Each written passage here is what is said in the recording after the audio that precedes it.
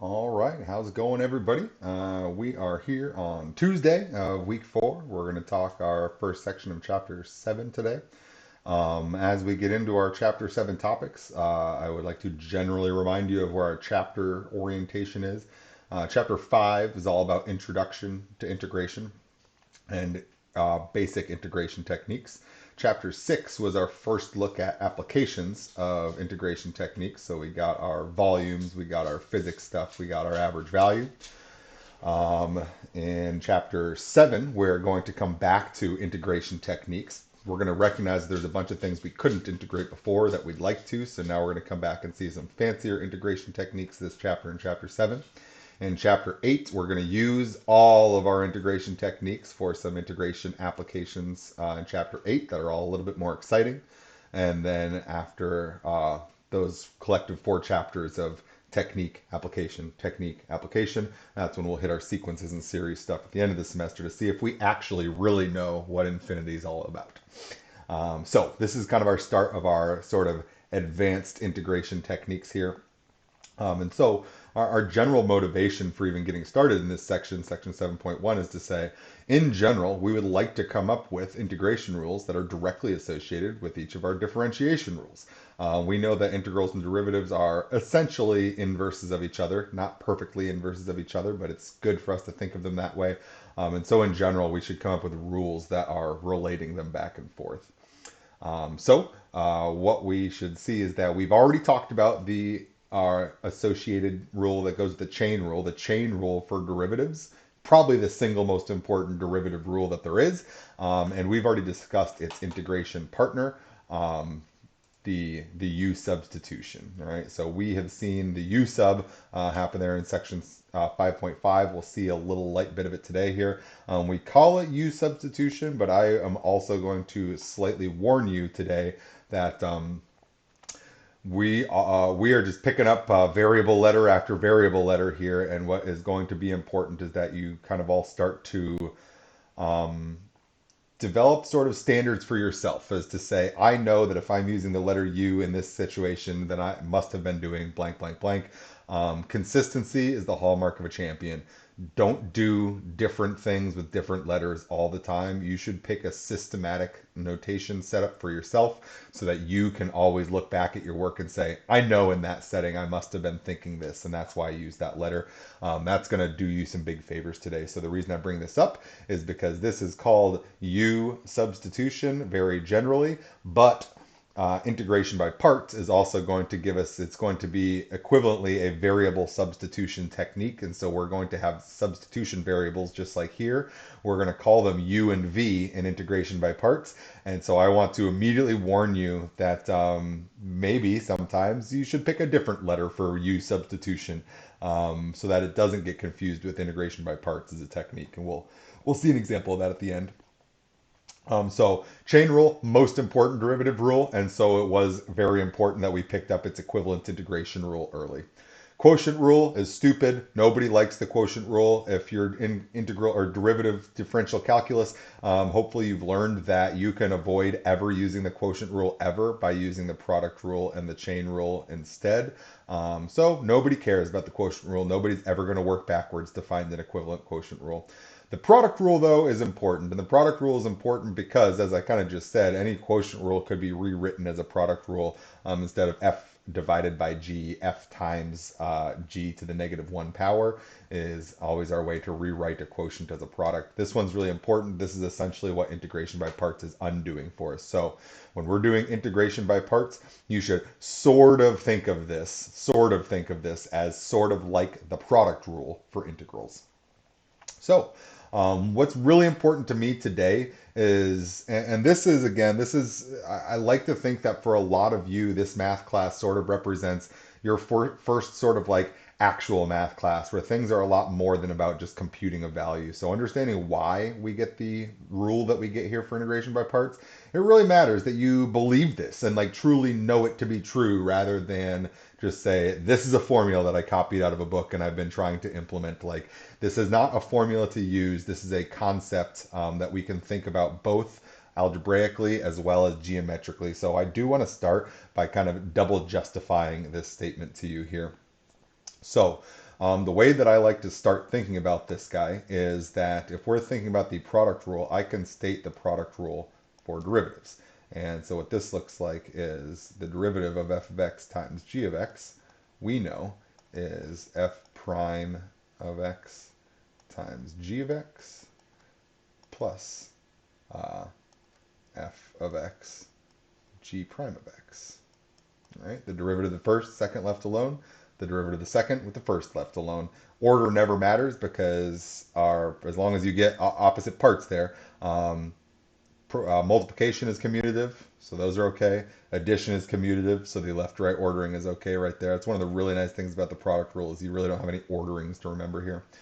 So what we're going to do to rewrite this a little bit differently for ourselves is I am going to go ahead and integrate both sides with respect to x. So what I'm going to do here is throw in a integral dx and an integral dx here on both sides. All right? What this is going to then leave me with, my integral of a derivative should just be giving me back the original product of the two functions. So this is just going to be my f of x times g of x, right? The integral of the derivative is just the integrand once again. Over here, I'm going to say this is all collectively a bunch of x stuff, integrated dx. I know that I can split up integrals over addition signs, so I'm going to write this as the integral of, and I'm just going to very slightly rearrange some orderings here.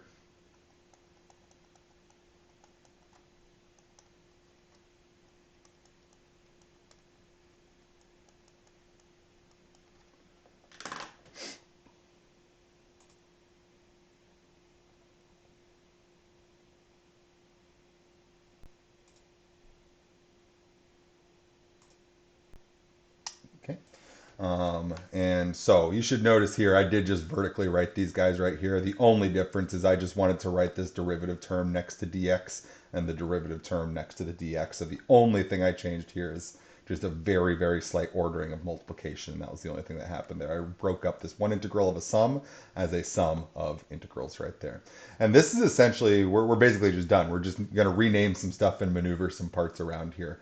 In general, we refer to our parts here. U is f of x, and so du is going to be f prime of x dx, doing our little differential stuff here again. Picture du dx is the same thing as f prime, and in a sense I am then multiplying the dx over to the other side. Very similarly here, we have that v is g of x, and therefore, and I'll just actually write this one out since I just say this all the time and never write it, dv dx equals g prime of x, and so therefore dv equals g prime of x dx. And this allows us to then finally write this as, bump this guy down here. So this was my original statement. I am then saying that it is then equal to this statement right here. I have just made my variable substitutions, and so now we are going to be able to say, okay, it looks like f times g. I can just write that more simply as u times v equals, I have the integral of v f prime of x dx. F prime of x dx is what I'm calling du, plus the integral of f of x is u, and g prime of x dx, that's dv. So in general, this is our final thing. This is just different, typically phrased a different way. Typically, the purpose of integration by parts is to replace one integral expression with another. And so typically this expression is solved for one of these two integral expressions to help this be viewed as a replace one integral with another. And so this gives us our more typical final statement here of integral of u dv equals uv minus integral v du. And this is our integration by parts rule that we get right here. And you should notice that all this is, the only thing that we did to get this rule is we just started with our product rule and took an integral.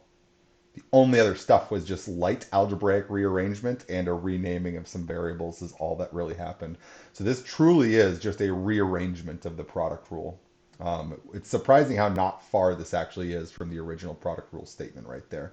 And so again, notice that this statement is just as good. In a sense, it doesn't matter how you chose your rewriting of your variables, what you call u and what you call v in this step. It's going to matter to us which one we pick as u and pick as v in our upcoming parts here. But what this is trying to say to us is if you have an integral that looks like this and you can't deal with it, you don't know what to do with it, then if you can appropriately pick some smart choice of which terms represent u and which terms represent dv, you can use the u terms to compute things like du. You can use the dv terms to compute things like v. And with that information, then hopefully you can compute what's on the right easier than you can compute what's on the left. So this is just to say if you get into a variable or an integral situation you can't handle, like what's on the left, then maybe trying to rewrite it in this way is going to give you some increased ability to actually compute that integral. So in a sense, integration by parts is replacing one integral with another integral, but obviously the hope is that the replacement integral is actually doable as compared to the one over here, which won't be doable, right? Now, that's our justification using calculus and algebra right there. But honestly, that's not the one I like. That's not what convinces me that this is true. This is just a bunch of symbols on a page, and I know exactly what this looked like to me the first time I saw it, and that was not much. That's sort of what I'm assuming this means to you this time around right here. The picture is what takes me home on this one right here. The thing I would encourage you guys to remember is that if something is about integration, then it is about area underneath a curve. And if it's about area underneath a curve, that means there's a picture that perfectly describes to you what's happening. And if somebody can't come up with a picture, then I think they don't actually understand what's actually happening, because everything about integration should be a geometric concept, and geometric concepts are always well described with a picture. So I want to give you the picture of where integration by parts comes from instead. And I honestly think this will be more convincing to you, hopefully, than what you just saw, that this is going to be a sensible formula for us here. So my only challenge in this one is that I kind of need to draw the same picture twice so that I can label a bunch of stuff on the picture. So I'm going to do my best to do that here. So I'm going to draw some function. There's our u axis and our v axis. And I'm going to draw the same picture twice only because I need to label it with a bunch of stuff, and I don't want our labels to get all... I'm just going to have too many labels to mark everything on one graph right there. So these are supposed to be identical graphs right here, all right? We're going to call whatever this curve is. It looks like whatever this function is, it takes in u and it spits out v. So I think I can call this f of u equals v. Takes in u's and spits out v's. I am going to also indicate in this graph right here the fact that we are integrating from a lower bound to an upper bound. So I'll call the lower bound is u1, the upper bound is u2. And certainly those should correspond with some v values right here that we can identify. Right? That should then correspond to v1 and v2, the outputs from u1 and u2. And what we're trying to indicate to ourselves here, I'm going to draw some very important dashed lines, is we want to make some area comparisons here. And so what I'm doing, so I'm going to try and mark all this exact same stuff over here. Uh-oh, this picture got... Okay. Let me go back and try and make this at least... There we go. So u1, u2. At this point has some height, so I actually have some room to actually make my diagram.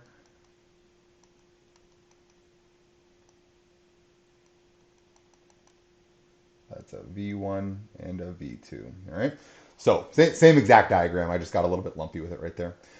What I am interested in talking about here is the collective area that we see in this entire box right here. And I'm just going to make some area comparisons.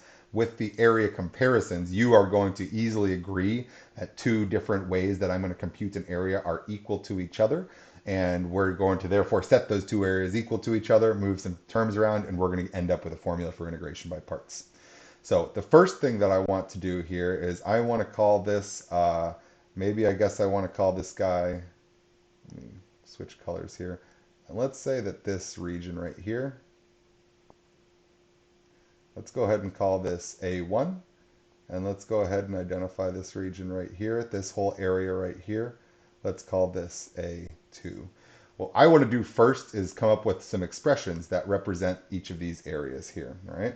Now, A2 is actually going to be my more comfortable area for me to describe right here because A2 looks like an integral like I normally phrase it. It looks like A2 is the area underneath the f function, and we are going to do that from u1 to u2, right? So this should be u1 to u2, and it is the f of u du. F of u is the height of the function. So this is like our most classic integral. It's just the area underneath the curve from u1 to u2. You should notice, though, that we can describe this ever so slightly differently because f of u is just what we're calling v. So v du. It also looks like here I can talk about area 1, our upper area here, and you should notice that area 1 would be smartly described instead of as vertical heights as horizontal widths for our Riemann stick. So I'm picturing horizontal Riemann sticks here. I'm picturing us going from V1 to V2. I am picturing that there should be some way that we could resolve this equation instead of solving it for the height, solving it for the width, right? So maybe there should be some g of v equals u. This is just saying if you were given like y equals some x stuff, could you solve for x in terms of some y stuff instead? We know we've been doing a lot of that solve back and forth. So that's exactly all that's happening right here. So it looks like this should be, now notice that g of v is going to take in a height and it's going to spit out a width. So g of v is a width, and we would like to accumulate all of those widths for the heights from v1 to v2. So I'm going to get here a g of v, a g of v dv. But I'm noticing that what g of v really is, when you plug in a height, it's spitting out for you an associated width. So I think I can rewrite this guy as v1 to v2 u dv. All right? So hopefully we all agree that we're seeing this v du and this u dv as the integrals that are associated with these two chunks of area. Now, the important thing to see here is, geometrically, get out of here, next stuff, is that a1 plus a2 is going to give us this entire rectangular area that you're seeing right here. Excuse me, I just said rectangular. I really meant L-shaped area right here. It's going to give us all of the area of this outer box minus this area of the inner box. So the other kind of thing I want to indicate over here is I'm going to go ahead and get back to my draw menu over here. And you should notice that there is sort of a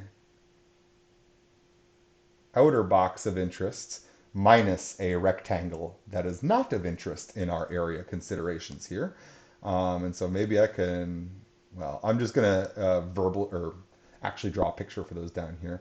So I'm going to say here, A1 plus A2, what that's giving us is it's giving us this shape that I'm seeing here.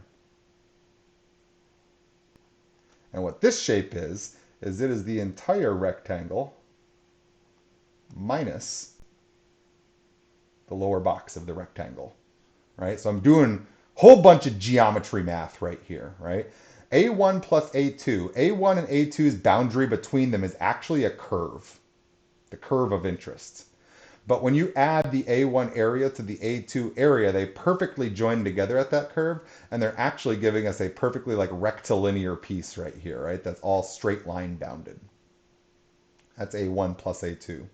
The other way we can think about what A1 plus A2's shape is it's the entirety of the rectangle area out to V2 and out to U2 minus the small lower uninteresting rectangle of that's bounded out at U1 and V1 right there.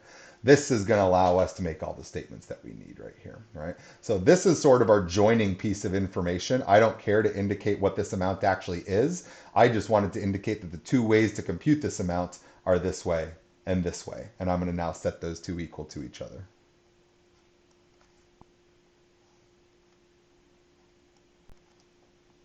So A1 plus A2 is going to be V1, V2, U dV plus integral U1, U2, V du equals the entire area of the giant rectangle should just be, it has a width of U2 it has a height of v2. So u2, v2 is the entire big one. Minus the smaller rectangle has width of u1 and height of v1. So its area is u1, v1. And so this is leaving us now with a final expression that says, notice that this is actually something we've written before a little bit differently. And by the way, I'm going to solve for this guy right here. So this is going to give me then integral from v1 to v2 of u dv equals this guy right here. This is uv evaluated from initial. And I'm just going to write this in words, initial to final right there, right? From the 2's to the 1's is exactly what that is. That's the difference of the upper bound stuff minus the lower bound stuff. So it looks like this is going to be uv. Formally, I would denote this as u1 comma v1 up to u2 comma v2. That's a little wordy there. Minus this guy from u1 to u2. The only other thing you should notice about this guy is if you're worried about the U1s and the U2s and the V1s and the V2s, remember that these bounds of integration, in a sense, are identical to each other. They are looking like they're different variable terms, but remember that if you knew what U1 and U2 were, and if you knew what the function is that we're actually that's of interest for the integration here, then we just plug in U1 and U2 to get V1 and V2. So these share one collective piece of information. Those are a point in space right there. So it looks like these have like different bounds, but it's really just us describing the bounds in terms of X versus us describing those same bounds in terms of Y. And we know the relating information between X and Y right there. So this geometric picture is what does it for me. Honestly, the way that I remember integration by parts is like this stuff that's right there. This ridiculous kind of geometry picture statement is exactly what's getting me the pieces that I need to understand where integration by parts is coming from. So in general, in life, remember, every integration rule, since integrals are always about areas and volumes, every integration rule should have a picture that tells you what to do rather than you needing to like rely on formulas to tell you what to do like we saw up above up here. This is right, but everything that has dependence on formula has dependence on memorization. And this just has dependence on basic geometry ideas right here. I feel like if I could explain to a sixth grader that an integral from v1 to v2 is just giving me the area between v1 and v2 up to the curve, that a sixth grader could essentially make this same statement for me right here and get me the rest of the way, right? Like we need to know the calculus at the end of the day, but the big concept is really the geometry statement that we're making. There's two different ways to think about this amount of area that we're trying to accumulate here. And so if we set those two different ways of accumulating the area equal to each other, we can come up with a statement of interest that's going to help us relate one integral expression to another integral expression. My last thing to say before we walk away from this one is that you should notice that our first scenario here, we referenced all of this with indefinite integrals with no bounds of integration. And I think that the slightly misleading thing here to not be certainly aware of is what's going to happen with uv. Is that just going to be the function u and the function v? And what we're seeing is happening down here is that u and v do get evaluated at the bounds, and it is not just their expressions in terms of x and y. It is, in fact, their evaluated expression as if this had come out of an integral right there. So this evaluation bar that we normally only see immediately post-integration or differentiation, it technically doesn't have the integration or differentiation here. This is just an expression that needs to be evaluated at the boundaries of interest right there. All right. So these are our two justifications of integration by parts. We got our notational one and our geometric one. So let's go ahead and see what examples we should actually talk through here. I am going to point out all of the book examples to you and then tell you which ones we are going to do and why, and which ones we're not going to do and why. And then do one and last harder one from the book where I'll show you a bunch of stuff mashing together here. So the 5 good examples that the book does here, and again, like if I were to pick 5 examples, these are the 5 that I would pick. The book is doing a very good job of kind of showing you the introduction to the how to think about this here. The first example is, I don't think I've ever seen anybody do anything other than the first one as their first example, so I'm going to do it here also. It's going to be x times cosine of x. as our integrand. For the second one, it's a very important one where we should all stop and realize we actually don't know how to just take the integral of natural log. That's one of those things where I know the derivative of natural log is 1 over x. That's easy. But to integrate natural log, we actually don't have an expression for that. And it turns out that with a little integration by parts, we can get it. Example 3 and 4, I am not going to do right now. I'm going to just shout at you right now. The reason I'm not going to do example 3 and example 4 in the video is because your two problems for your by hand homework for the week are essentially do example 3 and example 4. They're both obviously slightly different, but the concept behind what you need to do for both of the by hand homework problems for the week is exactly what's happening in example 3 and example 4. In example 3, we'll see that sometimes you need to do integration by parts, apply it more than one time, and we'll actually end up seeing an example of this at the end of the day today, even though I didn't want to, I kind of have to. And example 4 is going to show you that sometimes when you do integration by parts, when we make our replacement, like we're always looking to replace one integration that we can't do with one that we hopefully can do. What example 4 highlights is that sometimes when you make this swap, when you swap the expression on the left for the expression on the right, sometimes it doesn't really give you something new that's super useful over here. And you can continually apply integration by parts over and over and over, and it will just take you in a circle to where eventually you end up back at your original expression on the left again. If you are not paying attention, it will seem like you went nowhere. If you are paying attention, and the book does a good job of pointing how you can see what helpful information you've accrued, you can still arrive at a conclusion to your desired integral from the beginning, even though you took a lap. And the book will perfectly highlight exactly why that's the case. You're going to end up with two terms that are equal to each other. And so you can add them up to see that you'll have two copies of that term. So example 3 and 4 are really important. But I think if you've got the general idea of integration by parts, then following the book examples are not that bad. Examples 3 and 4 are very specifically directly related to the by hand homework for this week. So I'm not going to do them right here, but I do think that the book's examples are clear enough that you will be able to see what you need to be doing for the homework right there. So I don't think these won't be beyond you right here. They are harder. They're certainly within your grasp. And again, I'm going to do, example 5 in the book is dependent on us remembering things from trig, calculus trig stuff that I know that we've all forgotten. So I'm going to do this one because I know that we've forgotten trig. And then finally, I've picked out one homework problem from the back of the book that's tougher than most. It has a whole bunch of pieces to it, and so we'll do that homework problem last here. So what we're going to do is we're going to do examples 1, 2, and 5, and then a homework problem here. You guys will very carefully go read through examples 3 and 4 on your own and directly see how those apply to your homework assignment for this week, the by hand homework for this week. So let's start it.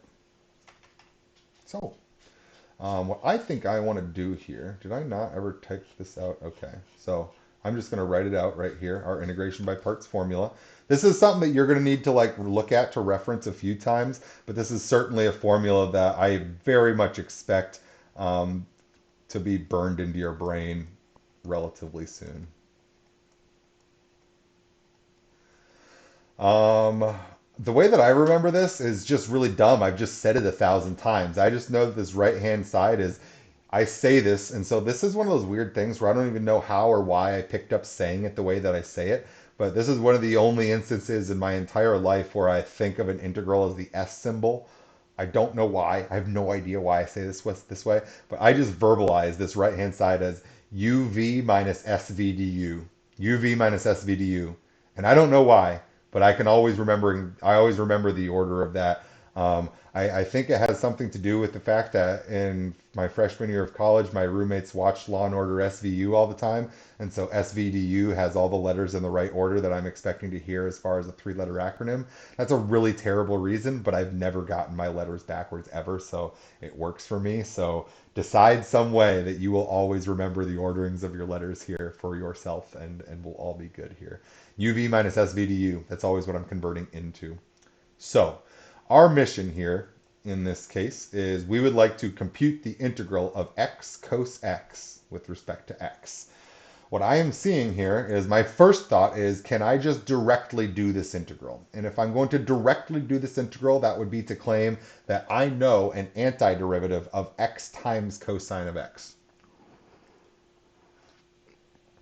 But what I generally know is I don't really know any antiderivatives of products of two functions. The functions of interest here are x and cos x, right? So I don't know any antiderivative rules generally for a product of two functions. So direct integration seems out. My next most basic technique is using u substitution. If I were to think about doing some u sub here, I really don't have any one to constructively use u sub. We need an expression that looks like the derivative of another expression. If I were to just let u be x, that's just a renaming. That's not even a substitution. Nothing changes if I just let u be x. If I were to let u be like cosine of x, then du would be something like sine x, and I don't have that stuff in here. So nowhere in this expression do I see both a quantity and its derivative. That would be when I'd use u sub, and I don't see that here. Therefore, I am thinking that since I do have a product of two functions, we want to use the sort of product rule for integrals, which is integration by parts. So what I typically do when I set up my integration by parts is I start by thinking to myself, I need to identify what is my u and dv. I want this expression here to match this expression here. So I need all of my parts to be arranged so that that's going to happen. So that says to me first, what I should first be identifying is what's my u term and what's my dv term. Notice that I don't write them like next to each other. I know that for u, I'm going to need to determine what's du, so that's going to go below it here. For dv, I'm going to also need to know what's v, and so I'm just going to keep that above it. So I always have like function and its derivative is below, just as like an organizational thing. So maybe, well, okay, let's actually go ahead and just write them like this. Du is what I don't know, but I need to figure out. V is what I don't know, but I need to figure out. So what I need to do is I need to first make my choice for u and dv. In general, what we want to think here is because we're going to convert this into an integral where the u parts are converted into du parts, these are places where it's good to choose whatever function inside of our integrand might be reduced by taking a derivative into something simpler. Taking the derivative of cosine turns it into sine. That didn't make it simpler. It's got some other parts to it. But taking the derivative of x turns it into just 1. That's something that does get simpler by taking a derivative. That's my pretty good indicator here that I might just want to use the x parts to be u. So here I'm thinking u is going to be x. If that's the case, then it better be that all of cosine dx is going to be our dv component.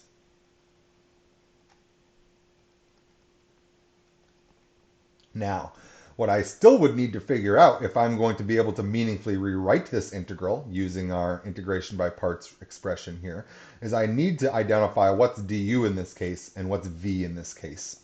And just as my like little bit of side math, I want to come over here and, well, okay, I'm going to do, that was a dumb place for that. I'm going to do some side math here that I don't normally write. So this is stuff I don't typically write, but I'm going to write it in this case just to kind of help us see these things. So when I have that u is x, then I can think that du dx is going to be 1, and I'm going to do my illegal but technically appropriate maneuver of multiplying dx to the other side and getting du equals dx. So I now know that that's going to be dx right there. I need to do sort of the opposite thing for my dv equals cos x dx situation. So I'm going to write dv equals cos x dx. I am going to, I guess the way that I'm thinking about this is I, in a sense, want to integrate both sides here. Right? And so if I take the integral of dv equals the integral of cos x dx, then this should be the integral of like 1 dv is just v. The integral of a constant is going to increase its power from power of 0 to a power of 1, so that's just v. Over here, I'm asking what did I take the derivative of to get cosine, and that was sine. So it looks like the v that we have that's associated with this here is sine of x. And you should notice, again, I never show all of this work that's down here. In my head, I am doing derivatives to work down, and I'm doing integrals to work up. The derivative of x was 1, with the differential term dx being attached. Here, I had a cosine of x. Since I was moving up to fill in the other blank, I integrated cosine of x with respect to x, and got sine of x right there as my v term. So the point is I now know what my parts are. The parts in black were what were given to me, or what I chose. I then computed the unknowns in red, and this should now allow me to write this as I see it here, uv minus sv du. So I'm going to get uv, that's x times sine of x. I'm just going to write this here.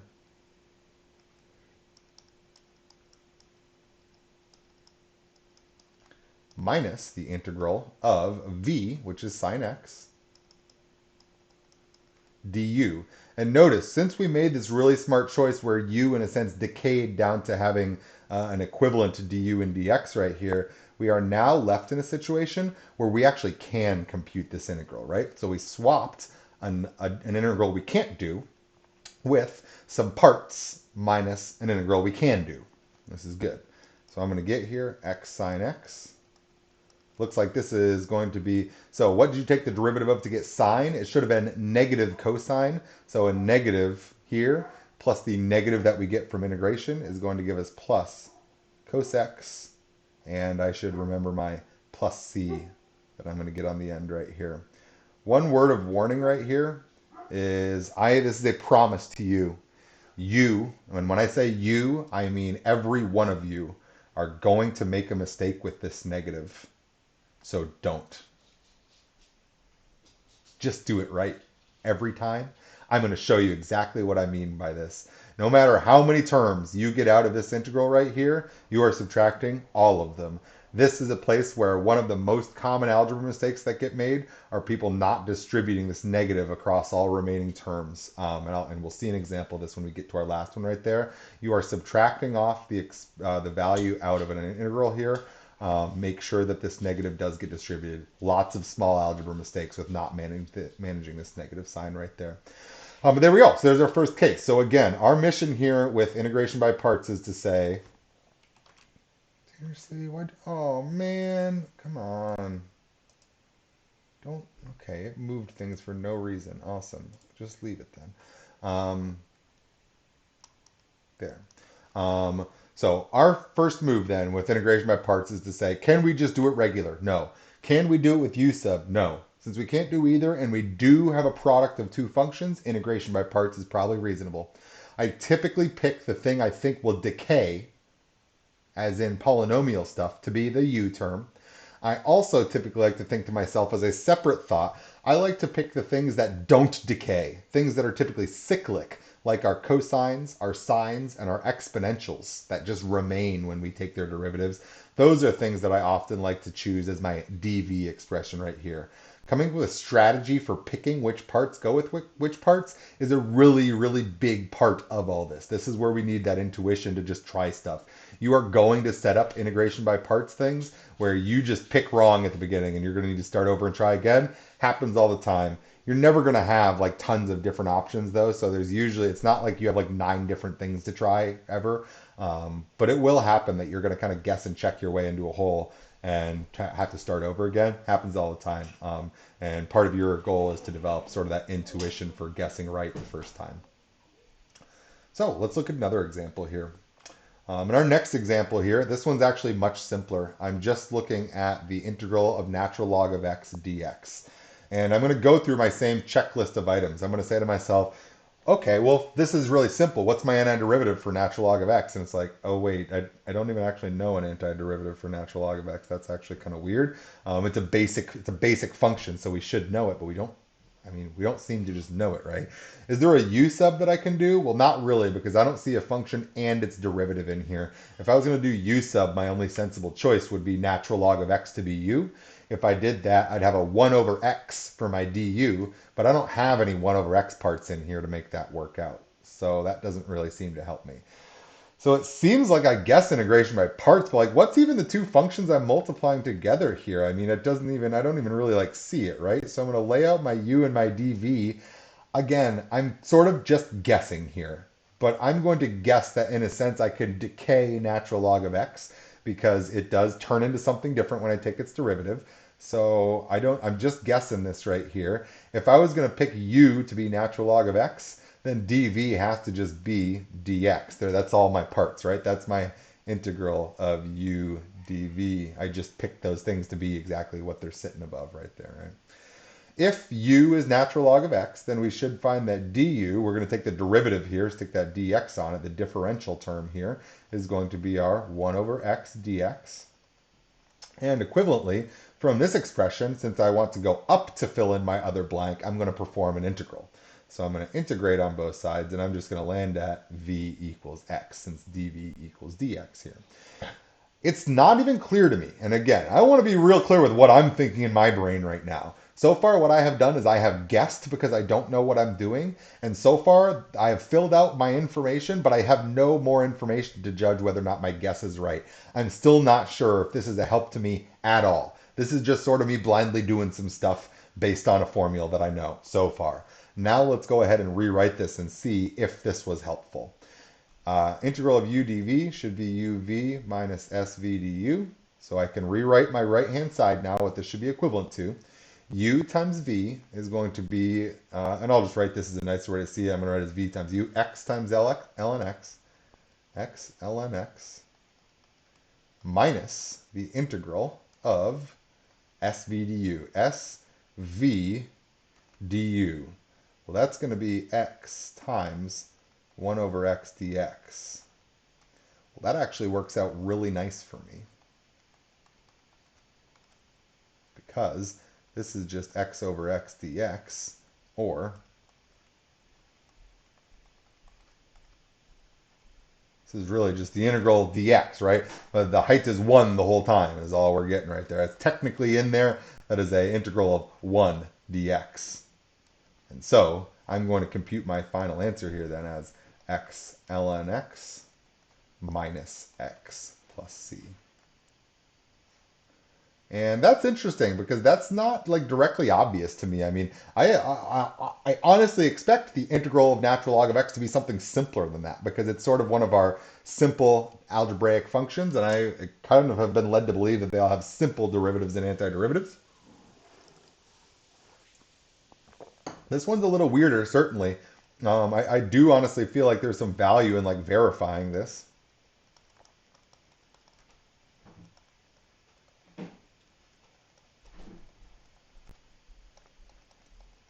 So when I take my derivative here, I know that I need to get a product rule for the first group, minus x, the derivative that's going to become minus 1, plus c, that's a constant, and the derivative of constant is a 0. So what I'm seeing here is this. I need to have, I'm going to write it like this. The derivative of x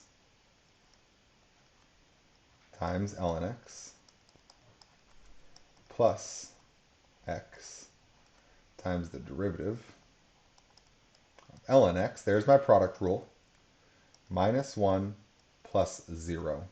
Minus 1 is the derivative of minus x, plus 0 is the derivative of a constant.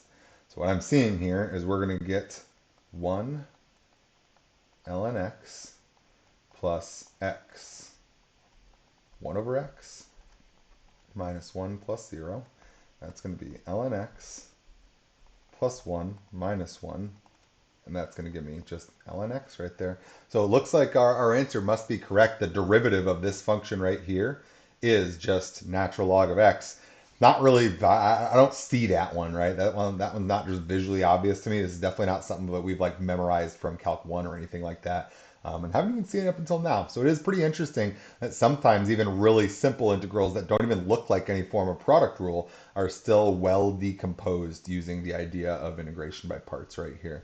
So just by picking u to be the natural log function and dv to just be the dx, the differential sitting on the end, it actually allowed us to rewrite this integral into an integral that sort of would have been gnarly if the derivative of natural log of x wasn't something nice like 1 over x that plays nicely with a multiplier by x right there. The fact that these two did some cancellation in here is sort of the not easy to see was going to happen thing that was really convenient for us, that allowed us to kind of complete that guy there. So there we go. There is our derivation of the general rule for the integral of the natural log function right there. Not a super obvious result, but one that we can easily do with integration by parts and easily verify with another derivative there. Cool? All right. So, example 5. Example 5 we're doing because we have done almost no trigonometry this semester, and I know exactly how much trig all of you remember because it's probably the same amount that I remembered when I was in your place. So, let's go ahead and see what we're doing here. So the first thing I want to do is show you that this to me looks a lot like our last example, in that it is just the integral of one function of x dx. This is not like our first example, which was an integral of a product of two functions dx. Product of two functions here were the function x and the function cos x. This sort of screams to me do integration by parts because it's a product of two functions. This to me does not scream integration by parts because I don't view this as a product, even though it technically is natural log of x times dx. Um, this takes me a second to be like, maybe integration by parts. Same down here. This doesn't scream to me integration by parts because it doesn't look like the product of two functions in here. But the lesson that we just learned from the last one is if there is a baseline function that we think that we should maybe know a rule for, but we don't, maybe it's useful to do some form of integration by parts here to make it happen. So this is another example of me being like, I don't know what I'm doing right here. I'm just going to guess. I know I don't know directly an antiderivative. I know that there's no way that u sub is going to help me here because, again, I don't see a function and its derivative here. I really only have one piece, right? So u sub doesn't seem helpful. The only other thing, like integration by parts gets me lots of stuff. Whenever I'm blindly guessing, integration by parts ends up being the thing that helps me out more often than most other things here. So this is my guess is that integration by parts might be helpful here. So here we go. If I'm doing integration by parts and I'm thinking, as I've been, I'm going to get in my room and keep writing my formula above this thing. I am thinking that this is hopefully going to be like my u dv equals uv minus sv du. Right? So I'm hoping that I can just call this u and just call this the x there, right? That would be my most basic guess that I could ever make.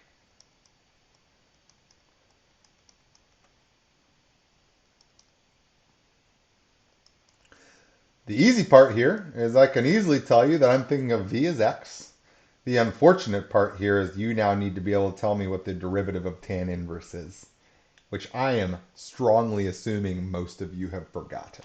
So let's go ahead and do some side work over here. This is my essential substitution, so I'm just going to block it off. Let's actually show our work for this guy underneath this one. So we want to ask ourselves, what is the derivative of tan inverse of x?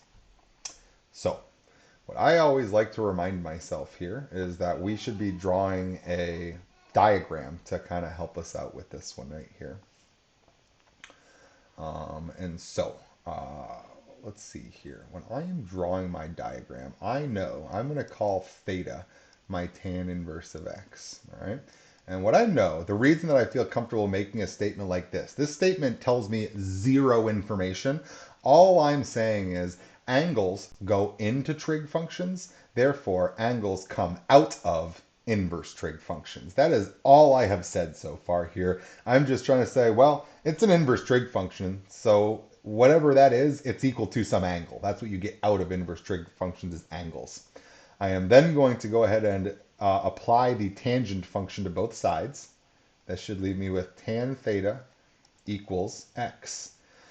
But what I know is extra helpful for me, since all of my trig functions are actually describing ratios of side lengths, I actually want to think of x as a ratio. So I'm going to think about it as x over 1. This allows me to draw the relevant triangle that's associated with this problem here. In this problem, tangent is opposite over adjacent. Not in this problem. In all problems, tangent is opposite over adjacent. In this problem, relative to our angle theta, opposite should be the leg x. Adjacent should be the leg 1. And therefore, I should be able to compute the hypotenuse here. It should be that c squared equals x squared plus 1 squared. So it looks like I'm getting that hypotenuse length to be the square root of, typically written as 1 plus x squared right there. So this is square root of 1 plus x squared. So if I am going to, where am I?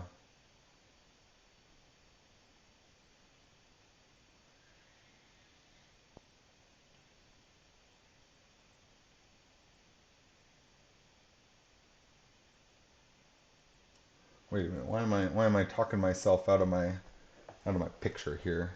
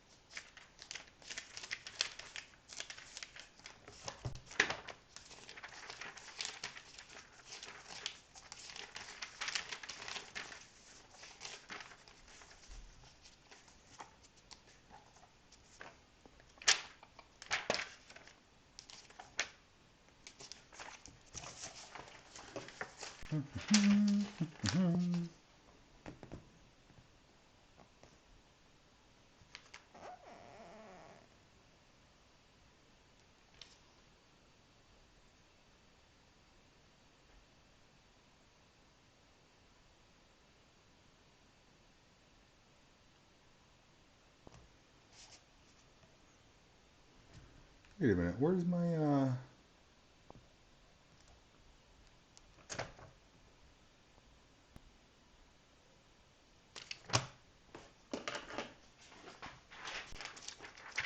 Sorry, guys.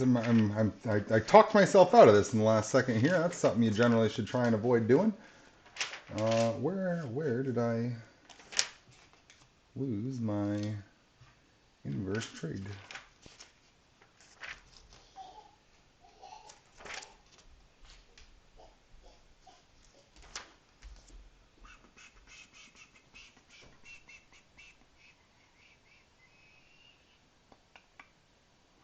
Oh yeah, so I just want to rewrite my expression right here. That's kind of my thing that I'm trying to do right here. Okay, so I am thinking to myself, what I want is I really am interested in what is the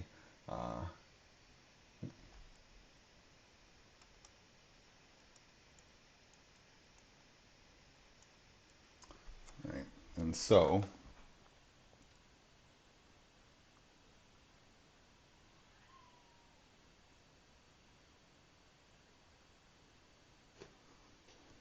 where is my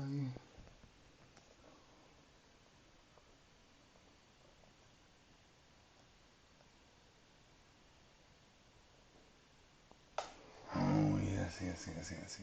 All right, sorry. So I am looking to set up the statement here that we are interested in differentiating y equals tan inverse of x. This says that we want to know dy dx. I am going to rewrite this as tan y equals x. I'm going to implicitly differentiate both sides here. On the outside, the derivative of tangent is going to be secant squared. This is going to give me secant squared of y dy dx. That's the product rule right there, or excuse me, the chain rule right there. The derivative of the outside function tangent was secant. The derivative of the inside function y is just dy dx, and this should be equal to 1. So it looks like our dy dx here should be now 1 over the secant squared of y. And you should notice here, I am just defining this thing. It looks like y is just what I've called theta in my picture here. So it looks like we should be getting 1 over secant squared of theta. Secant squared of theta. And it looks like in this case, this secant of theta, secant is 1 over the cosine. So this should be cosine squared of theta. And it looks like that is then therefore giving me cosine is adjacent over hypotenuse.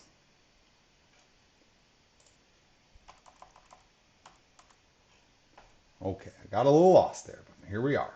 And this is going to be, according to our picture, this is going to be 1 over 1 plus x squared squared.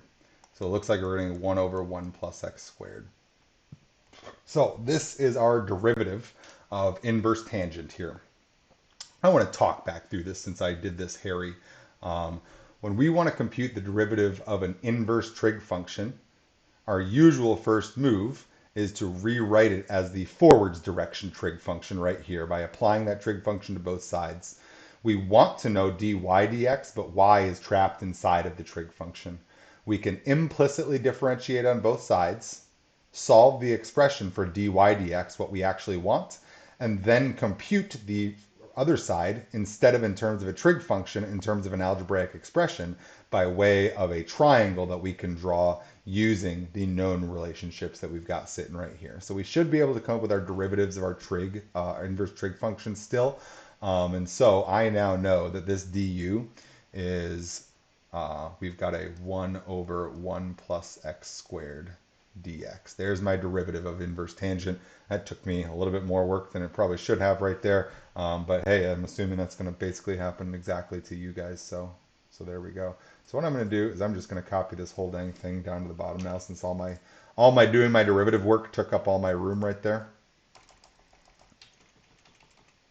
Okay, so here we are back at this guy here. So what we have just determined now, get out of here, next problem. Oh my gosh, I can't push you down far enough. Jeez, get out of here. So now, here we are. We're back here. Let's actually do the dang thing. And notice, like, a bunch of the work for this problem was just doing a derivative. That might be the case. Like, you still got to remember all this stuff, right? So, integral of u dv equals uv minus integral v du.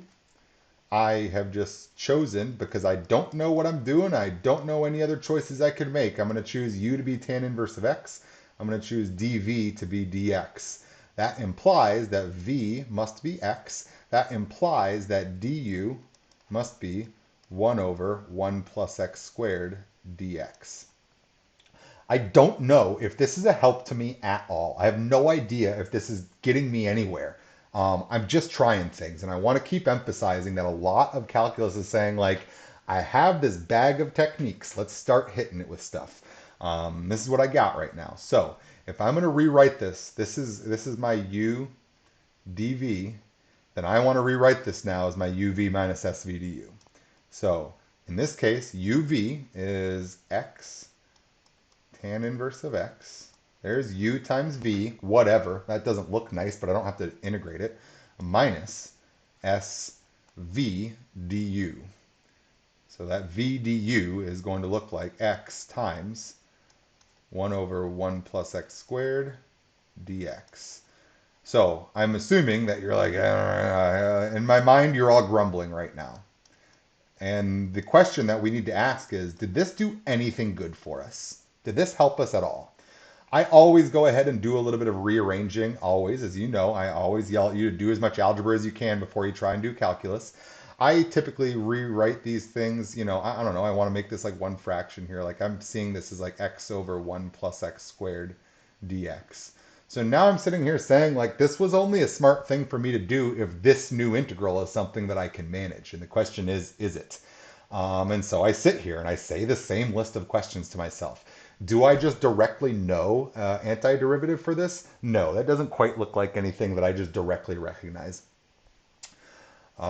Does this look like anything where I could do u sub? If I was going to do u sub here, there would have to be some part of this expression where I see an expression and the derivative of that expression in here. Do we see that? I actually do, because in this expression here, I see some x squared stuff, and then I see some x stuff immediately above it right there. It actually looks to me like I see a u sub that might be available to actually help us out with this thing, right? Now, I want to avoid introducing any u confusion here. We have already used u as a variable of substitution. Technically, we're done using it, but I am going to be smart in how I show my work, and I'm just going to pick a different variable letter. I've already used u. Like, let's not. Here, I promise these will get hairy, and you want to be smart about this. Don't overlap yourself from problem or within one problem. So what I think is that to help me solve this one, I'm going to do a substitution. So I'm just going to pick another letter. How about T? And I think that if I make t 1 plus x squared, then I can do a u sub here with the variable t as my swap variable. And in this case, then dt would be 2x dx. And I'm noticing here, I do have an x dx that I can swap with. This is feeling pretty good to me. I'm going to go ahead and do my usual divide by 2 on both sides here. I've got x dx, there it is. It looks like x dx is going to get traded out for 1/2 dt. It looks like the whole denominator, 1 plus x squared, can get replaced with just a t. So now what I'm looking at here is x tan inverse of x. That part was done. Minus, I have now rewritten this integral to b. It looks like I've got a 1/2 is going to be sitting out front. It looks like the denominator is just t. The numerator is just a 1, and we've got a dt here. All right, so we've made a smart use of now to help us out. Now I can do my x tan inverse of x minus 1/2. I know what the antiderivative of 1 over t is. This is the natural log of t. I'm going to give myself my plus c since this is not a definite integral. And the only thing left that we have to do is just to get back into x land. This is just a bad answer right now because we're mixed with x's and t's when t is defined in terms of x. And so we want this all in one variable here. So x tan inverse of x minus 1/2 natural log of 1 plus x squared plus c. Looks like our final answer for this one here. So the integral of the inverse tangent appears to be this final expression that we've got sitting right here. And now I feel obligated to go and quadruple check that I'm not insane right here after my little hiccup in getting us going right there.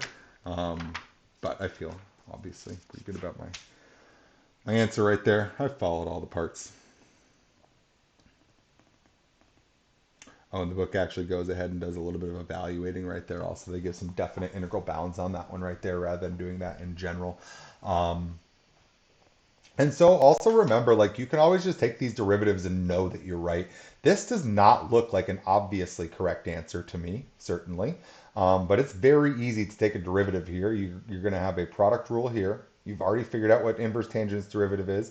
You're going to have a chain rule here. Constant goes to 0. We can verify that we're going to get the exact correct answer right here from this guy. So that is worth doing. It's good for you to know that you're right. So remember that every time we get a new integration rule, you should be 100% confident in all of your answers because you should just be able to derivative back to the original statement and say, yep, we're right, check my answer. So again, my other thing to just keep emphasizing here is I really, really, really don't look at things and say, aha, this is a integration by parts problem. I look at things and say, can I do this with the easiest thing I know? Okay. Can I do this thing with the second easiest thing I know? No? Okay. Can I do this the third easiest thing that I know? And I walk down the line hoping it's going to be the easiest thing every time and work my way down the list of what's available to me. When I do my integration by parts, it's not always the case that I pick the correct term as the u part and the correct term as the dv part. Sometimes I set some stuff up and I get to my new integral expression here and realize that I have no way to evaluate this either, and it doesn't seem like I can make any forward progress. Maybe I need to go back and make new choices for u and for dv up here and let them lead me to different integrals. That's going to happen. So what I want to say to you is be okay with that. Like, don't expect to go into all these. Like, if you end up stuck and you need to go back, that shouldn't be a frustration to you. You should just say, okay, just try the next rearrangement right here. There's only so many ways that you can end up picking U and DV. There are some that are sneakier than others, but like, it's not like there's going to be like 12 different ways and you're guessing and checking through 9 of them before you find the right thing. There's never going to be that many options that are really out there. So it's okay to just try something, see if it works, try something else. It's a thing that's going to happen with U7 with integration by parts here. So be aware of that and don't allow that to frustrate you. That's a typical part of this process here. So I want to look at one last good example here that's now a billion miles away since I got frustrated and back or entered it off to pages away. But I want to look at one last good example here that just has so many nice parts in it that are not directly obvious as to where we're going. The other thing that'll be nice about this example right here is that it's got some bounds of integration. One thing that we've done this whole time is we've only done indefinite integrals, and I want to do one with some bounds so that we can see a definite integral crop up right here. So I'm going to walk down the exact same checklist I do in my head every single time. Question number one, can I just do this integral right now? And the answer is definitely not. I don't know an antiderivative. I didn't learn in Calc 1 any situation in which to expect that I would see something that looks like this, right? I've never seen an expression that looks like that come out of a derivative. Therefore, I shouldn't expect to just recognize it going back the other direction. So direct integration is out. The second thing I'm going to ask myself is, does u sub apply here? If I was going to use u sub, what I would be looking for is one of the pieces of this expression to have a derivative also contained within the original expression right here. And I don't see that. I don't see like one part that has a derivative that's another part in here. So that doesn't necessarily seem like what I'm looking for. So therefore, it suggests to me that I should be trying integration by parts. So let's try this right here. In my shorthand, I am certainly going to abandon my bounds for a second here, just notationally, but I promise we will not abandon them fully here. Um, so UV minus SVDU. I'm trying to swap this out here. So what kind of guesses would I make? Well, I mean, my basic guess here would just be to do something like you picking that as x to the fifth. I think this is my classic first intuition here. If I made that choice, then dv is going to be e to the x squared dx. Over here, this would tell me that du is going to be 5x to the fourth dx. Over here, I need to be able to do the integral of e to the x squared if I'm going to tell you what this is going to be. And it turns out that this is literally not a doable integral. There is no antiderivative directly for this guy right here. So what I'm going to say is it seems like this was not a good setup for us right there. All right, that didn't really get us to where we wanted to be. Maybe we could try a different setup here. Maybe I could switch my parts around and flip them, right? E to the x squared maybe is that guy. And then maybe I pick dv to be x to the fifth.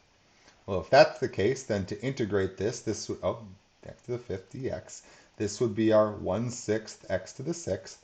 I can take a derivative of this guy. It's not super nice, but I can do it. The chain rule says the derivative of the outside gives me e to the x squared times the derivative of the inside should be a 2x, and that's a dx. I guess I came up with all my parts here, so let's see if this is going to do something nice for us. If I rewrite this now I've got uv minus SV du. That should be giving me e to the x squared times 1/6 x to the sixth, evaluated from x equals 1 to x equals 2, minus the integral from 1 to 2 of SV du. SV du. So I'm going to get a 1/6 x to the sixth e to the x squared times 2x dx. And the question to you is, did we make this better for ourselves or did we make this worse for ourselves?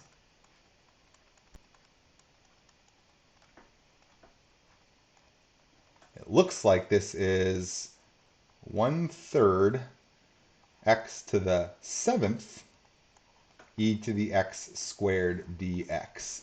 So we technically are doing u sub right now, but did it help us? The first setup we tried, literally we couldn't even figure out what all of our parts were, so we couldn't do it. The second setup that we tried, which is really the only other way I can think to do this problem, it did give us an alternate integral expression to solve now. Now this says, hey, you couldn't do x to the fifth e to the x squared? Well, if you can do x to the seventh e to the x squared, then you're good. Well, obviously that just got more complicated instead of less complicated. You should either think of this as equally doable or less doable because this is now x to the seventh instead of x to the fifth. Also, you should continue to notice that when we pick our non-cyclic derivatives as u, this often, in a sense, grows the parts that we have to deal with in terms of du, as opposed to when we pick these cyclic parts for v, it often does not heavily grow the parts that we're dealing with right there as much, right? So it looks like this ends up not being great. So I'm going to say, nope, Second setup didn't help. So our issue right now is that we're stuck, right? Our first setup, we couldn't even finish setting up. Our second setup, we could set it up, but it gave us an integral expression that was actually harder to manage than our original integral expression. So it doesn't seem like any of the directly obvious u subs that are, sorry, integration by partses that are available to us are actually going to be the smart thing for us to be doing here. Here we go. Coffee Gopher's suggestion is we could just keep on rocking and rolling with this. And what I do appreciate about your suggestion there, which I'm somewhat assuming is sarcastic right there, or hoping is sarcastic, his suggestion is we could try bringing x to the ninth power and see if that's any easier. The good thing about what you just said right there is you're directly recognizing that we can just repeatedly apply integration by parts to what comes up over here, and we should see like a pattern of change happen every time we produce a new one. In this case, that's not helpful to us, but in other cases, that super is. So the fact that you're recognizing this pattern that from repeated applications of integration by parts, that is a thing, and it will be valuable to us. In this case, the pattern is heading in the wrong direction. We would like it if these powers were decreasing rather than increasing to help make this simpler here, but that pattern is really important to identify. So what I've learned is this. I cannot just directly integration by parts this thing because either way I swing it, I either can't set it up or it makes the problem harder. So what I am thinking to myself is now I like to think to myself, I'm like, okay, one, I'm pissed because I've tried hard already. Two, it's not helpful to just be angry, right? What's the part about this problem that makes this so hard? If you were to pick one part of this problem to change to make this problem easier, what do you think is the part about this problem that's the screwiest part that's making things annoying for us? I am hopeful that we would all agree in this setting right here that the biggest annoyance in this problem is the fact that this is an x squared power on e. This is really annoying to me. Dealing with e to the x squared is an obnoxious thing. If this was just like e to the x, I feel like this would be a lot nicer. And this is my intuition for this.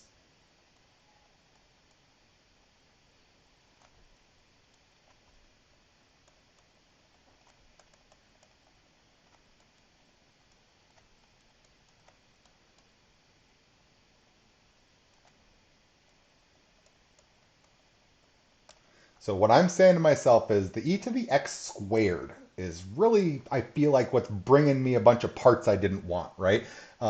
This step back here, this du would have been a real clean du. It would have just been e to the x dx. If that was just an e to the x, that would have been way, way cleaner, right? That product rule was helping me grow my x power. I didn't like that.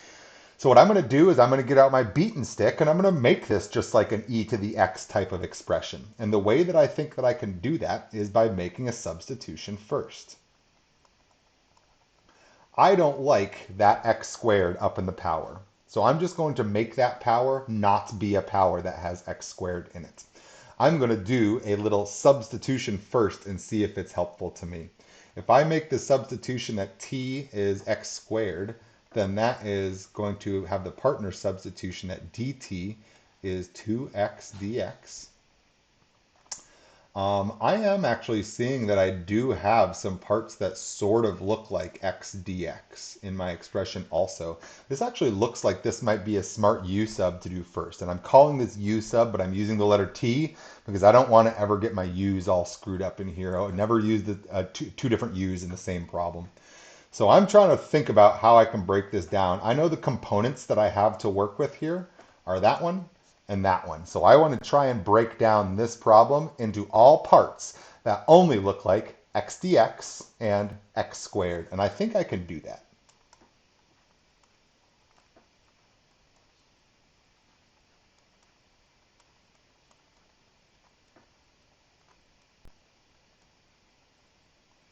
Right, so I'm trying to be really nice to myself here and really show the substitution that I'm doing here. I am forcibly writing everything as either x dx or x squared. You can see that x to the 5 here does actually have a nice relationship with x squared, especially given that one of the x's removed makes this just a couple extra copies of x squared. So what I'm seeing here is x dx Those are going to join together to make a 1/2 dt.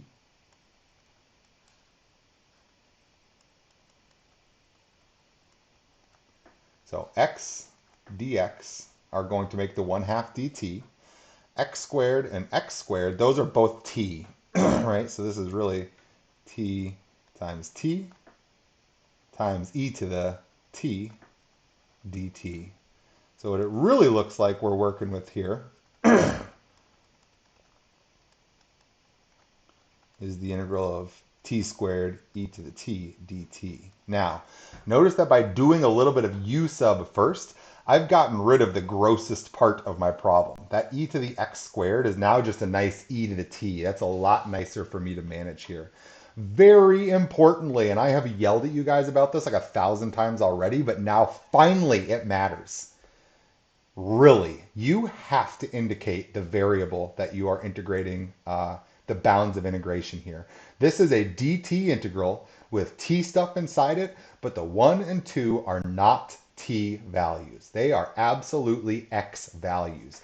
I typically don't do the game where you rewrite these in terms of the other variable. We could certainly see here that if x is 1, then that corresponds to t being 1. If x is 2, that corresponds to t being 4. I always leave everything in X land and just remember that it's in X land, get everything back to X at the very end, and then use my X values. But it's a personal preference. If you want to convert your bounds of integration into your new variables, go ahead and do that as long as you notate it. But really recognize here that you're at risk if you just write 1 and 2 right there. So make absolutely sure that you are indicating which variable you are considering. So here's where we're at. We've made a variable substitution that seems to have simplified the integral of interest here. But again, I don't know how to do this integration directly. I am also thinking to myself, to do u sub, I would need an integral, an expression and its derivative in here. But the derivative in here needs to have the dt part attached to it. And the derivative of t squared is t, but the dt is not like up in the integrand up here. So I can't just u sub my way to success with this guy. I've already done the u subbing just to get here. So I'm thinking that this might be a good candidate for parts because I do have a product of two functions and one of them can be reduced.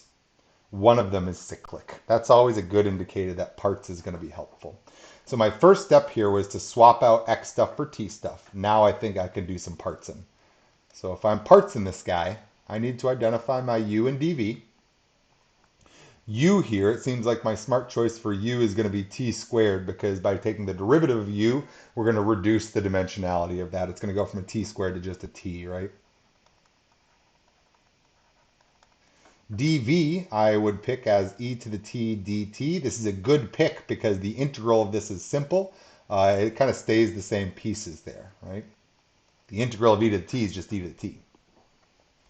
So using this swap now, let's see if we can do it. So notice here, this 1/2 is multiplying the entire integral expression, and we're swapping out this entire integral expression for, we've got uv evaluated from x equals 1 to x equals 2 minus the integral from x equals 1 to x equals 2 minus SV du.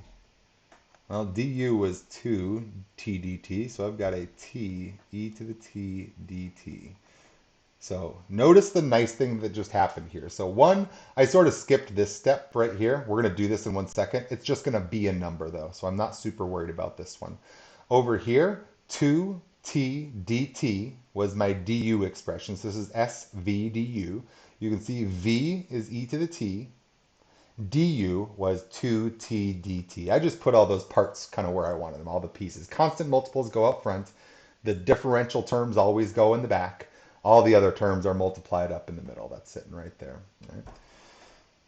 So this looks good to me. So the good thing that happened here was this. We had the t squared e to the t integral. That was hard. We now have just a t e to the t integral, and this is where Coffee Gopher's comment is very helpful. Hopefully we can see that applying integration by parts once just helped us reduce the power on t by 1. So that leads me to believe that doing a second layer of integration by parts should help us reduce the power one more time, and then I'll have a crazy easy integral of just e to the t, which I can then just do, and then I'll be done here, right? So let's kind of clean this up a little bit and then hit this with another round of parts in. So I should have here 1/2 times, I'm going to do this evaluation here. U is t squared. V is e to the t. We're evaluating this from x equals 1 to x equals 2. I'm going to distribute this 1/2 across. So notice 1/2 times that minus 2 right there is just going to give me, those are going to cancel and just give me minus this integral from x equals 1 to x equals 2 of t e to the t dt. So two things are going to happen here. One, I'm going to rewrite this guy back in terms of x. So we defined this to be, by the way, oh man, I'm going to have to reach back for that. Oh, never mind. T is just x squared. T is x squared, so this should be x squared squared e to the x squared, evaluated from x equals 1 to x equals 2, minus the integral from x equals 1 to x equals 2 of t e to the t dt. I'm just going to finish up this evaluation, then we'll do our last integral step right here. Over here now, for my evaluation, I'm going to get 1/2, and I'm going to get, so this is x to the 4th, so that's going to be 2 to the 4th e to the 4th, because that's e to the 2 squared, minus, plugging in 1, I'm going to get 1 to the 4th e to the 1. Oh, now I did it to myself. All right. So this is our minus our integral. So here we are. We're now sitting at, what do we got here? 2 to the 4th, 2, 4, 8, 16. So that's 16 e to the 4th minus e.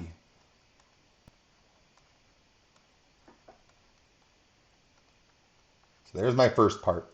This is still minus the integral from x equals 1 to x equals 2, t e to the t dt. Our intuition, hopefully at this point, strongly tells us that we can exactly do the same steps to this guy right here, because when we saw up here, it went from t squared e to the t down to just a single t e to the t. We decreased the power by 1 on the t term by using integration by parts. If we can exactly, again, decrease the power by 1 on the t term, then it will now be a power of 0. That'll put us in really good shape right here. So I think we can just say here, we're looking at, and I'm just going to write this as 16 e to the 4th minus e over 2 minus, over here, I'm going to make my choices. I think u is going to be t. I think dv is going to be e to the t dt. That's going to give me v to be e to the t. That's going to be giving me du, oh so nicely, to just be dt. We've decreased the power by 1 again, so that term won't even show up in there anymore. Here is where I promised you, I'm going to shout at you now, here is where I promised you that you're going to make a negative mistake, right? What you should not do for your answer is write this. So we've got uv, that's going to be t e to the t, evaluated from x equals 1 to x equals 2. So that's uv minus integral sv. V is e to the t. This is sv du. Well, du is just dt. So we're in great shape for that guy right there. But notice, as it stands, what I have on the screen is wrong. This is our uv minus sv du, but we are subtracting off that entire expression. So if you don't throw this parenthesis around and distribute that negative, then you drop the negative. And that is a very common thing to do. That negative should be distributed. That's going to end up being a plus sign right there. Super common mistake to make when you do integration by parts twice. Make sure that you use the parentheses and distribute that negative there.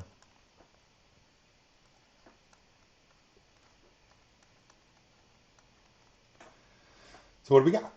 We've got a minus, and remember again, I got to scroll back up and see what my substitutions were. What's t in terms of x? T is x squared.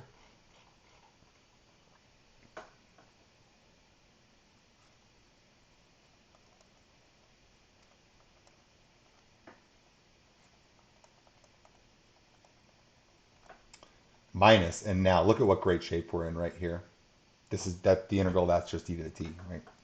So we're just going to get minus e to the t evaluated from x equals 1 to x equals 2. And there we go. We're done. We're just evaluating now.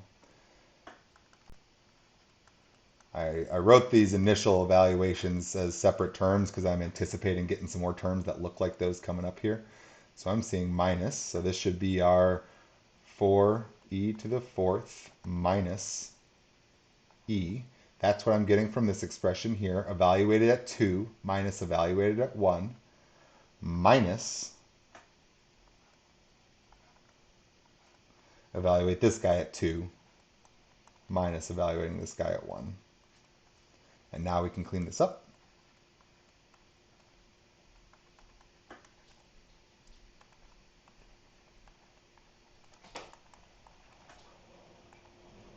Now, let's see here.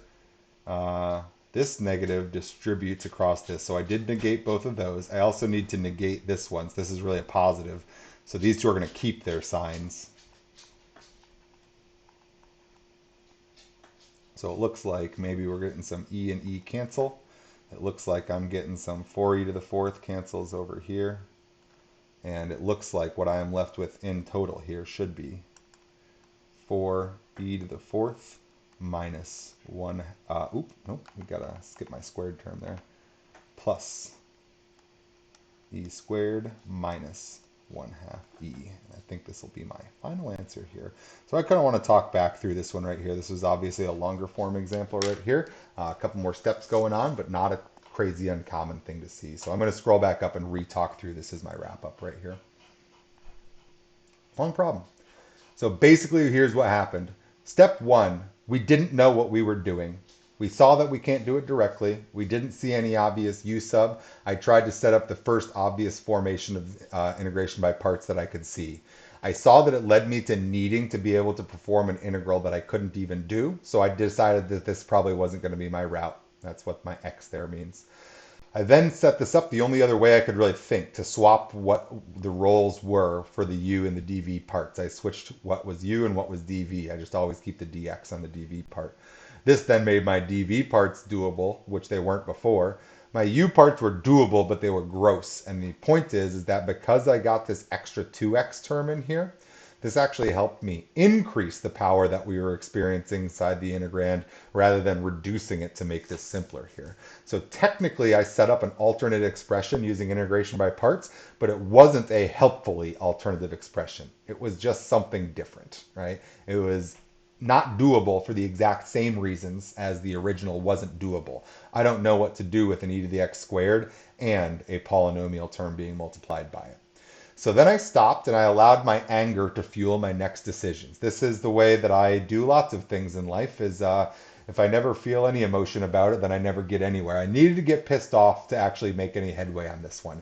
What pissed me off about this problem is e to the x squared. That I felt like was screwing everything up for me. And I'm sitting here being like, damn it, if this problem was just x to the fifth e to the x, I think I could probably do this. Coffee Gopher. I'll hit you with that one in a second here at the end of why we can't quite do that one. So the thing that bothered me there is the e to the x squared. And really, like, even if you could do e to the x squared as a standalone thing, the product times x to the fifth seems to be screwing me all up. Having a chain rule inside of your product rule inside of an integral, that's a problem for us generally. So I'm sitting here and my anger tells me that x squared on the e term has to go. So rather than just being angry, I just made a substitution that actually does that for me. I didn't want x squared there anymore. I just wanted a single variable. So I made that substitution happen. I'm getting out my algebra beating stick and I'm going to beat this problem until it looks like something that I can handle. And that's where we landed at here. By doing a one variable substitution, I still can't do the integration directly like we usually hope from U sub, but it put me in a place where I didn't feel like I had two issues, both a product rule and a chain rule to deal with. Now we just have a product rule to deal with that's a little cleaner here. So again, what upset me about this problem led me to make a smart decision. And I want you guys to realize that you have enough intuition by now that when you get frustrated, that's a hint. That's not just an annoyance, that's your hint. Why are you frustrated? Your ability to answer why you're frustrated should be helping you figure out what substitutions to make these integrals doable here.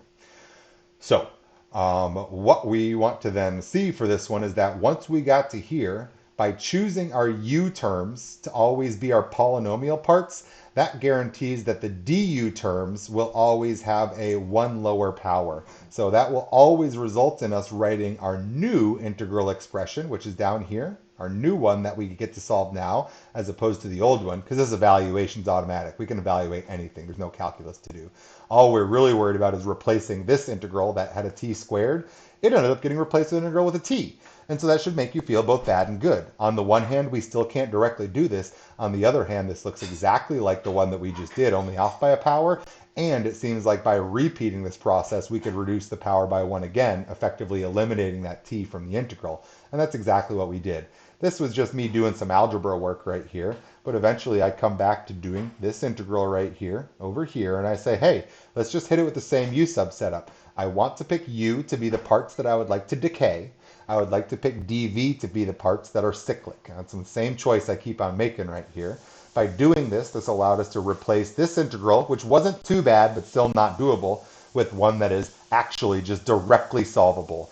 And since we've done one u sub to make the integration by parts doable and 2 integration by parts for 3 total techniques here, we actually finally brought ourselves down to all parts managed. We evaluated here, and we got down to an expression where we can finally actually evaluate just the parts that are all sitting there, just the u's and the v's with their definite integral parts. The only other thing I really want to shake my fist at you for before we wrap this up is every single place that I needed to indicate a boundary for anything, I wrote my letter of variable right next to it. You should do that on probably 100% of all integration by parts and u sub problems that you ever do to be a responsible mathematician, because there is absolutely variable confusion. This is a problem that started in terms of x. We brought in a t so that we could bring in also a u and a v. You need to keep track of what variables represent what values. Never write down a number without saying what letter it is a value of. X equals is what I wrote on every one of these to remind myself I need to fight. Wait a minute, didn't I miss one here? Oh my gosh, I even made a mistake right there. Hold on, hold on. T is x squared. Oh my gosh, after all this, I'm so glad I'm yelling at you guys all for this. T is really x squared. So this is really actually e to the x squared. This should be a 4. That's going to stay a 1 because 1 squared is 1, but 2 squared is 4. So that should have been a 4 power right there. So this is actually going to be, what do we got? 8 of them minus 4 of them is 4 of them. A plus 1 makes 5 of them. 5 e to the 4th. So that's actually handled that one and that one and that one.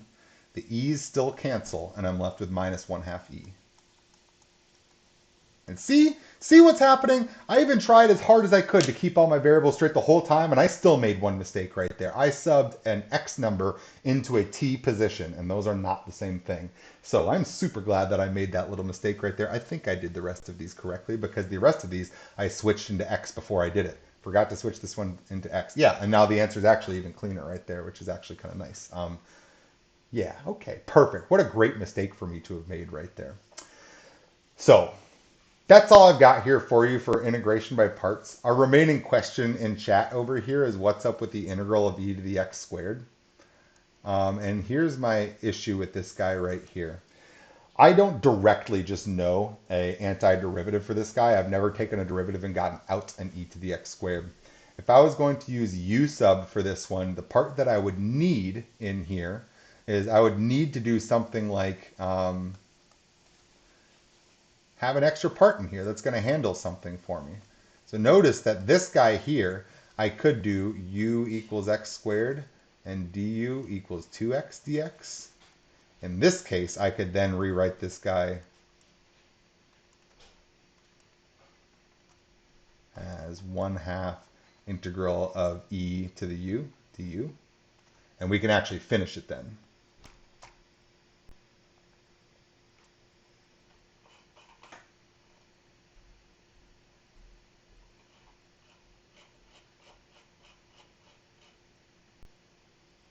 Seriously, come on, word. Be my friend today, Microsoft Word.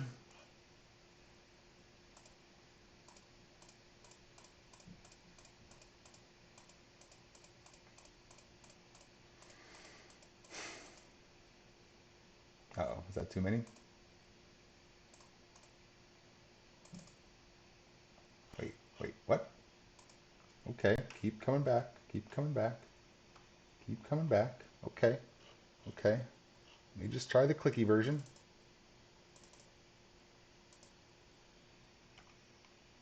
Okay, here we are, here we are.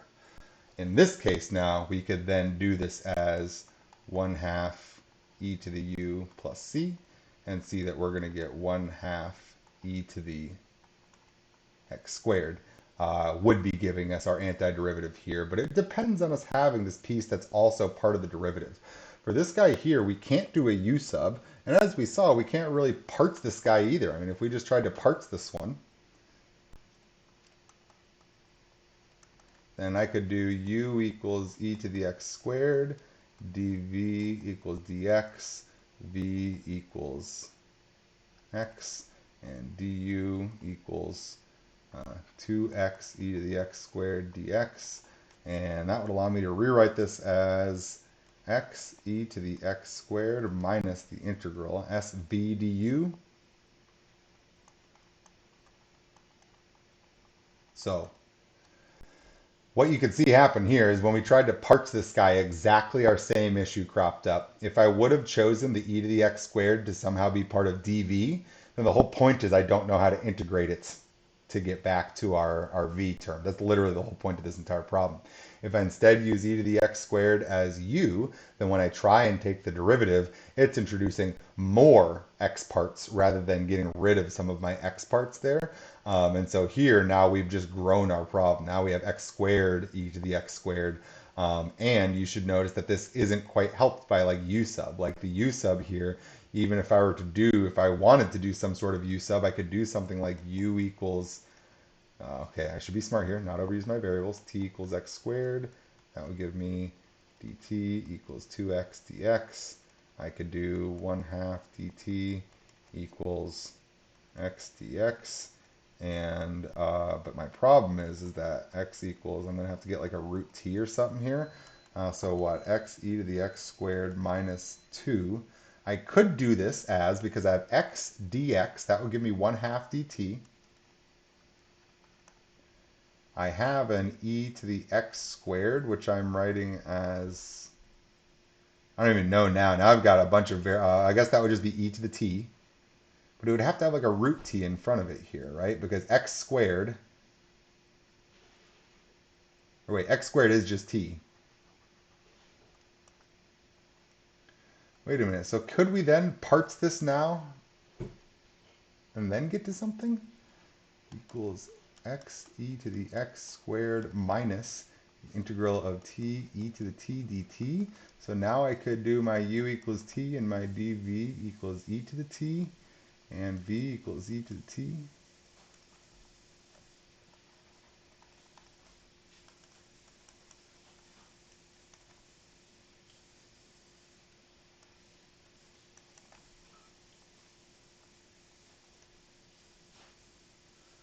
Well, wait a minute. Is this actually doable right here? Now that we have integration by parts?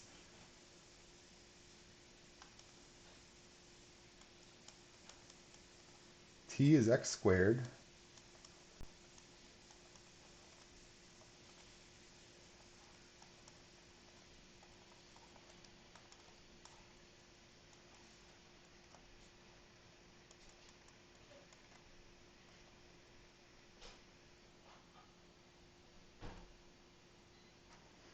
Okay, well, as my wrap up, I'm going to take a big old derivative right here because I am surprised that I even just did that right there. Did I just do that?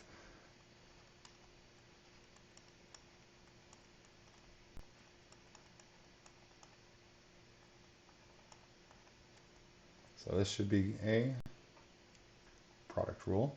So I should be getting the derivative of e to the x squared times x squared plus x plus 1 plus the derivative of x squared plus x plus 1 times e to the x squared.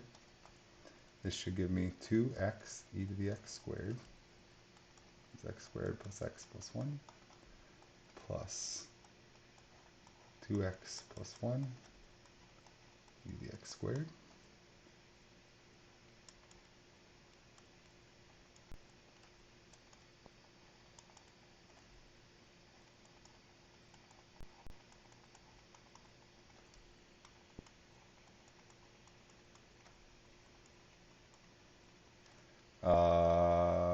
Where have I gone wrong here?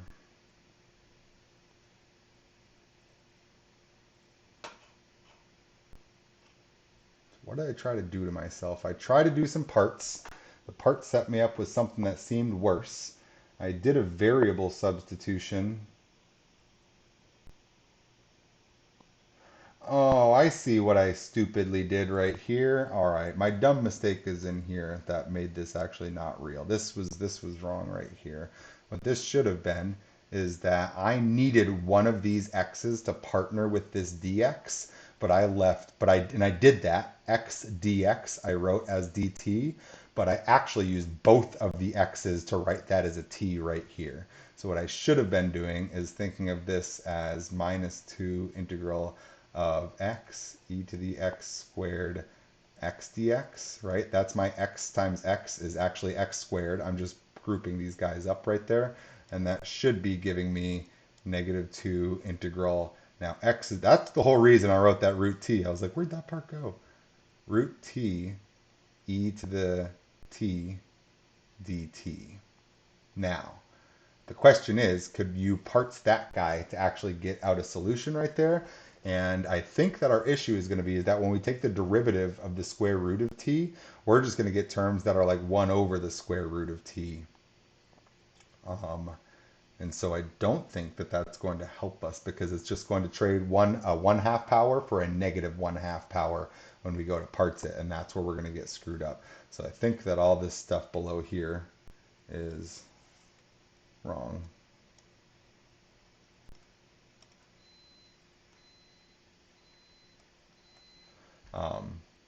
And I know that it's wrong because I did the derivative and didn't get the right answer down there.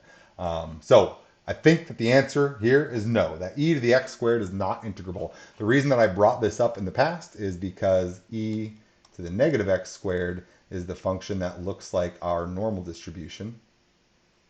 And as we're going to talk about in chapter 8, if we want to know things like what is the probability that my son will grow up to be less than 5'8", we can compute that as an integral from negative infinity up to 5'8" of this, our PDF function, our probability density function in terms of x right there, which will be some e to the negative x squared type function.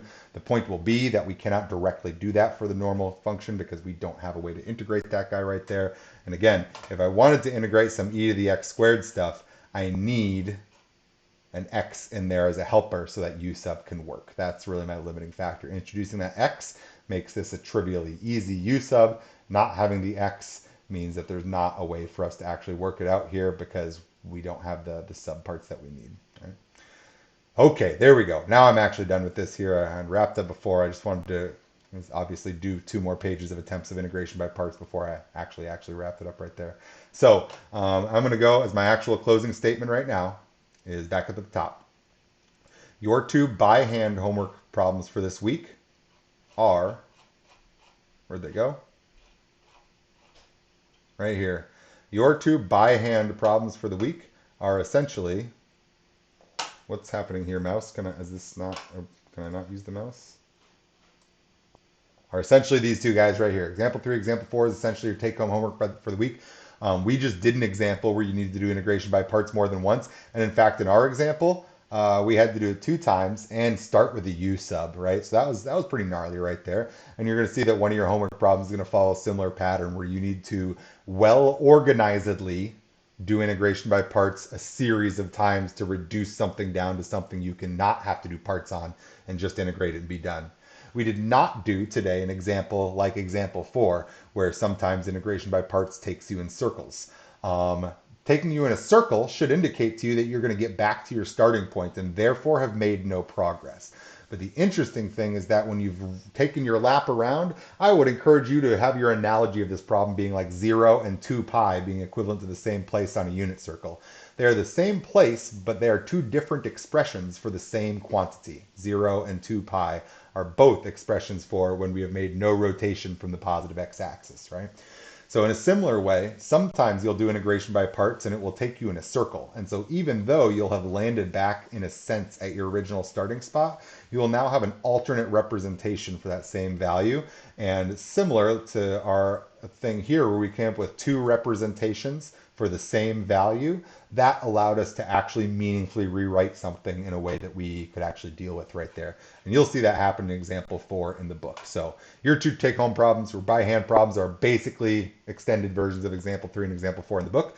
And I think that you'll be able to clearly see what they're doing now that you've got your little bit of integration by parts experience here from today. So as always, hit me up with questions. I've been getting plenty of good questions from you guys on the My Open Math and on the by hand homework stuff. As usual, send me questions. If it's a reasonable question that's worth answering to the whole class, then I will do so. Keep looking in Canvas for any homework help that I might be pointing out to people collectively.